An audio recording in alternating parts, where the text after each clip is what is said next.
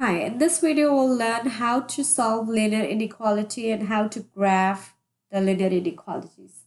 So you solve the linear inequality in the same way like you solve the linear equation. There's only one small rule which you have to remember is whenever you multiply or divide with a negative integer, you flip the inequality sign. So let's take a look at this example. Negative 2 x minus 3 is greater than 10. So first of all, we'll use the distributive property and distribute negative 2 inside the parentheses.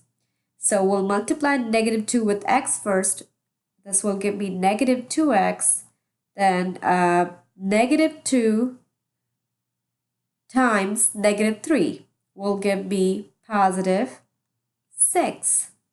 Then I have greater than sign 10.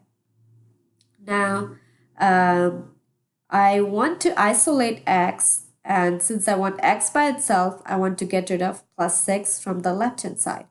So I will subtract both sides of the equation by 6 to balance it. Then on the left-hand side, I have negative 2x, positive 6 and negative 6 will cancel out each other. Then I have greater than sign, 10 minus 6 will give me 4. Now again, I want x by itself. Now what do I do to get rid of negative 2? Since negative 2 is a coefficient of x, I have to divide this time by negative 2 to get rid of negative 2. So I will divide both sides by negative 2. Now you have to remember that whenever you divide or multiply with a negative integer, you have to flip the inequality sign. So this time I will swap the sign.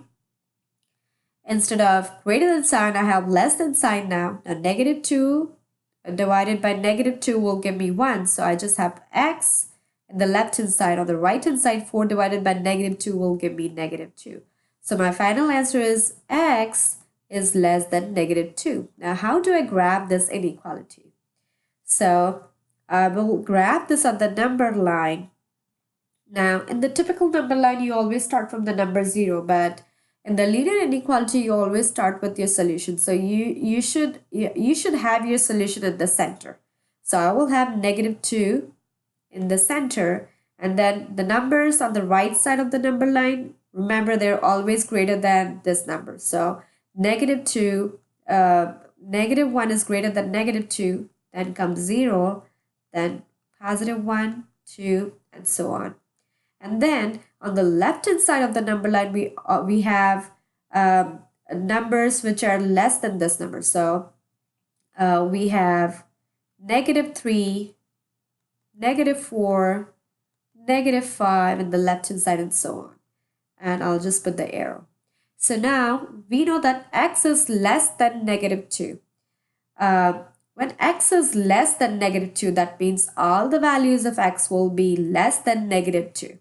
So what I'll do is I know that I have to start from negative 2.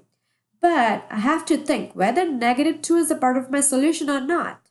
So is negative 2 less than negative 2? No.